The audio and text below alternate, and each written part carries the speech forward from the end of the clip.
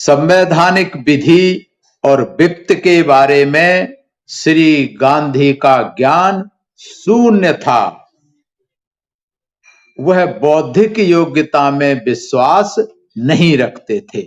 ऐसा बाबा साहेब डॉक्टर अंबेडकर ने कहा था श्री मोहनदास करमचंद गांधी के बारे में। जानिए कब कहा था, क्यों कहा था इस तरीके का बयान गांधी के लिए। बात क्या है, सन 1930-31 में गोलमेज सम्मेलन हुए थे लंदन में। जब साइमन कमीशन ने अपनी रिपोर्ट दी थी तो गोलमेज सम्मेलन हुए थे, 3 गोलमेज सम्मेलन हुए थे। तो प्रथम गोलमेज सम्मेलन 1930 में हुआ था, द्वितीय गोलमेज सम्मेलन 1931 में हुआ था। उसमें कांग्रेस की तरफ से मिस्टर गांधी गए हुए थे और इस देश के बहुजन समाज की तरफ से SC ST OBC माइनॉरिटी की तरफ से बाबा साहेब डॉक्टर अंबेडकर उनके प्रतिनिधि के रूप में गए हुए थे। बाबा साहब ने जब गोलमेज सम्मेलन हुआ उसके बाद में बाबा साहब ने कहा, जब गोलमेज सम्मेलन विफल हो गया, पहला गोलमेज सम्मेलन विफल हुआ, दूसरा गोलमेज सम्मेलन हुआ, तब बाबा साहब ने कहा था, क्या कहा था कि सांप्रदायिक मसला वह कठोर चट्टान थी जिससे टकराकर भारतीय गोलमेज सम्मेलन का जहाज चूर चूर हो गया। सम्मेलन भंग हो गया क्योंकि बहुसंख्यक और अल्पसंख्यक संप्रदायों के बीच कोई समझौता नहीं हो सका। भारत के अल्पसंख्यकों का आग्रह था कि स्वराज्य के अधीन उनकी स्थिति को सुरक्षा प्रदान की जाए और उन्हें विधान मंडलों में विशेष प्रतिनिधित्व दिया जाए, स्पेशल रिप्रेजेंटेशन। कांग्रेस के प्रतिनिधि के नाते श्री गांधी मुस्लिमों और सिखों के अलावा और किसी की ऐसी मांग को स्वीकार करने के लिए तैयार नहीं थे। मतलब इस देश के बहुसंख्यक SC और ST शेड्यूल्ड कास्ट और शेड्यूल्ड ट्राइब के लिए मिस्टर गांधी कोई भी अधिकार देने के लिए राजी नहीं थे। जब प्रथम गोलमेज सम्मेलन में भारतीय प्रतिनिधि सांप्रदायिक मसले के किसी हल के बारे में सहमत नहीं हो सके तो श्री गांधी के अनुयायियों ने कहा था कि उन प्रतिनिधियों से इससे बेहतर कोई आशा नहीं की जा सकती थी। यह कहा गया कि प्रतिनिधि न तो प्रतिनिधि थे और न ही किसी के प्रति उत्तरदायी थे। वे जानबूझकर फूट डाल रहे थे, वे तो अंग्रेजों के हाथों में खेल रहे थे, वे तो अंग्रेजों की कठपुतलियां थे और उन्हीं के मनोनीत व्यक्ति थे।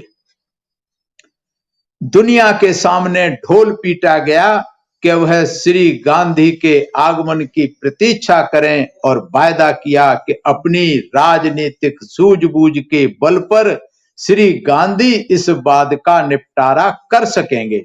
अतः श्री गांधी के मित्रों के लिए यह बड़ी शर्म की बात थी कि श्री गांधी ने अपने दिवालियापन को स्वीकार किया और प्रधानमंत्री से किए गए मध्यस्थता के अनुरोध में वह भी शामिल हो गए। ऐसा बाबा साहब ने लिखा है और अपने अनुभव के आधार पर लिखा है। जो कारगुजारियां मिस्टर गांधी ने प्रथम गोलमेज सम्मेलन और द्वितीय गोलमेज सम्मेलन में इंग्लैंड में की थी, इन्होंने चूंकि जैसा बाबा साहब ने कहा कि गांधी का ज्ञान शून्य था, लेकिन अपने शून्यता को छिपाने के लिए उन्होंने बाकी जो प्रतिनिधि थे, बाबा साहब को तो उन्होंने प्रतिनिधि गांधी ने माना ही नहीं था कि ये तो अछूतों का प्रतिनिधि नहीं है। वो कहते थे कि अछूतों का प्रतिनिधि मैं हूं। अछूतों का प्रतिनिधि और तमाम दुनिया भर के जो अभी बताए लांछन लगाए कि ये तो अंग्रेजों के हाथ में खेल रहे थे, उनकी कठपुतलियां थे वगैरह वगैरह, इस तरीके से भारत में उनके जो चेले चपाटे थे उन्होंने ये ढोल पीटा कि गांधी जी भारत में आके सब ठीक कर देंगे, इंतजार कर देंगे। उसके बाद बाबा साहब आगे लिखते हैं कि यदि सम्मेलन विफल हो गया तो उसका पूरा दोष श्री गांधी का है। सम्मेलन तो ऐसे संविधान की रूपरेखा प्रस्तुत करने के लिए बुलाया गया था जो भारत के विविध प्रकार के हितों के समन्वय की स्थापित कर सके। ऐसे सम्मेलन के लिए श्री गांधी से अधिक अनुभवहीन और अकुशल प्रतिनिधि नहीं भेजा जा सकता था। कांग्रेस ने हालांकि सबसे कुशल प्रतिनिधि सोच करके भेजा, लेकिन बाबा साहब कहते हैं कि ऐसे सम्मेलन के लिए श्री गांधी से अधिक अनुभवहीन और अकुशल प्रतिनिधि नहीं भेजा जा सकता था। संवैधानिक विधि अथवा वित्त के बारे में गांधी का ज्ञान शून्य के बराबर था। वह बौद्धिक योग्यता में विश्वास नहीं रखते थे। वस्तुतः उसके प्रति उसमें असीम घृणा थी। अतः अनेक कठिनाइयों के समाधान के प्रति उनका योगदान शून्य के बराबर था। वह व्यवहार कुशल नहीं थे। उन्होंने तो प्राय सभी प्रतिनिधियों को नाराज कर दिया था। उनसे वह बार बार यही कहते रहे कि वे तो नगण्य व्यक्ति थे, अकेले वही महत्वपूर्ण व्यक्ति थे और अपेक्षाओं की कसौटी पर खरे उतर सकते थे।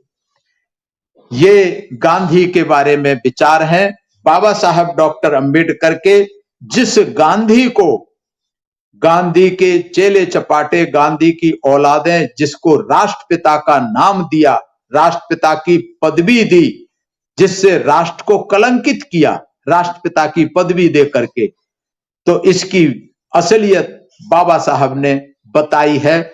और ये मैं अपनी तरफ से नहीं बता रहा, ये बाबा साहब की पुस्तक है, बाबा साहेब डॉक्टर अंबेडकर संपूर्ण वाङ्मय खंड 10।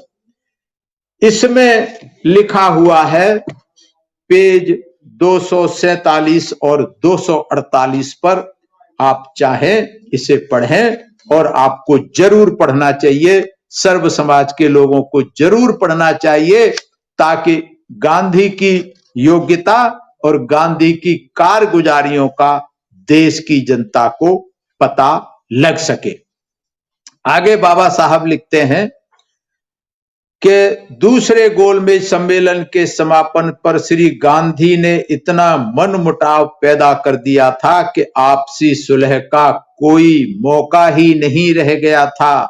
तब मध्यस्थता के अलावा और कोई चारा नहीं रह गया था, और वो मध्यस्थता की थी उस समय इंग्लैंड के प्रधानमंत्री रैमसे मैकडोनाल्ड ने ये मध्यस्थता की थी। और इसके बाद उन्होंने, प्रधानमंत्री ने अपने निर्णय की घोषणा की थी 17 अगस्त सन 1932 को, जिसको कम्युनल अवार्ड के नाम से जाना जाता है, जिसको सेपरेट इलेक्टोरेट के नाम से जाना जाता है, या जिसको 2 वोट के अधिकार के नाम से जाना जाता है। ये क्या था सेपरेट इलेक्टोरेट? और गांधी ने इसके विरोध में आमरण अनशन की घोषणा कर दी थी। तो ये क्या था सेपरेट इलेक्टोरेट, क्या था 2 वोट का अधिकार, और गांधी ने क्यों अपनी बाजी जान की लगाई थी, ये आगे के एपिसोड में हम बात करेंगे। आज के इस एपिसोड से ये निश्चित हो जाता है कि गांधी कतई भी ज्ञानी व्यक्ति नहीं थे, उनका ज्ञान शून्य के बराबर था, जो बाबा साहब ने लिखा है, जिसे उन्होंने गोलमेज सम्मेलन में इस बात को साबित कर दिया था कि वो व्यवहार कुशल नहीं थे। उन्होंने सभी प्रतिनिधियों को नाराज कर दिया था। इसलिए जो गोलमेज सम्मेलन विफल हुए वो गांधी के अज्ञान की वजह से हुए।